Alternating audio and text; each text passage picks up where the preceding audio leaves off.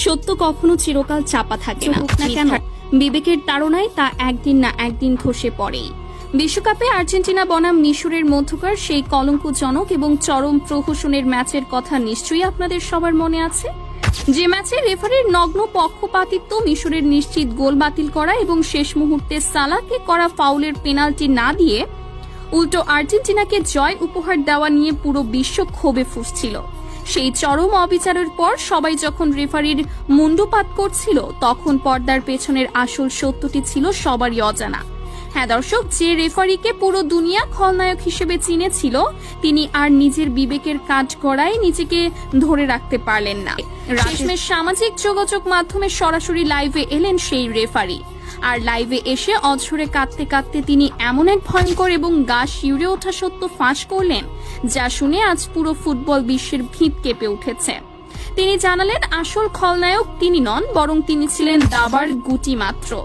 Live সম্প্রচার শুরু হওয়ার পর স্ক্রিনে যখন রেফারির মুখটি ভেসে ওঠে, তখন তাকে দেখে চেনার উপায় ছিল না। দুই হাত জোর করে কান্নাজড়িত কণ্ঠে তিনি পুরো মুসলিম বিশ্বের কাছে ক্ষমা চেয়ে তার স্বীকারোক্তি শুরু করেন।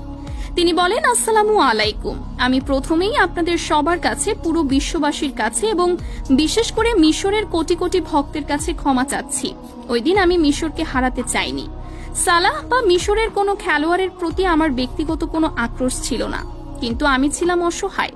আমাকে ওপর থেকে কঠোর নির্দেশ দেওয়া ছিল যে যেভাবেই হোক আর্জেন্টিনাকে জেতাতে হবে এবং মিশরকে হারিয়ে টুর্নামেন্ট থেকে বিদায় করতে হবে। তিনি কাঁদতে কাঁদতেই বলতে থাকেন কিভাবে ফুটবলের এই বিশ্ব মঞ্চকে একটি বাণিজ্যিক নাট্য মঞ্চে পরিণত করা হয়েছে। তিনি ফাঁস করেন যে ম্যাচের আগেই তার কাছে কর্তৃপক্ষের উচ্চ পদস্থ কর্মকর্তাদের কাছ থেকে কড়া বার্তা এসেছিল। তাকে পরিষ্কার জানিয়ে দেওয়া হয়েছিল যে আর্জেন্টিনা যদি আগেভাগেই বিদায় নেয়, তবে আয়োজক এবং সম্প্রচারকারী প্রতিষ্ঠানগুলোর কোটি কোটি টাকার লোকসান হবে। ফুটবলের ব্যবসায়িক ভ্যালু ধরে রাখতে যে কোনো মূল্যে মেসিদের ফাইনালে দেখতে চায় তারা। রেফারি তার লাইভে অত্যন্ত আক্ষেপের সাথে বলেন, আমাকে হুমকি দেওয়া হয়েছিল যে আমি যদি তাদের নির্দেশ অমান্য করি এবং নিরপেক্ষ বাঁশি বাজাই, তবে আমার ক্যারিয়ার তো শেষ হবেই, এমনকি আমার পরিবারের এবং আমার নিজের জীবনের নিরাপত্তাও হুমকির মুখে পড়বে।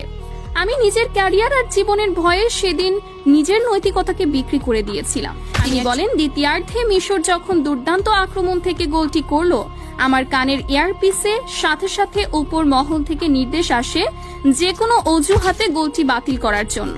এটি ছিল তাদের সাজানো এক অনুমান ভিত্তিক কৌশলগত সমীকরণ।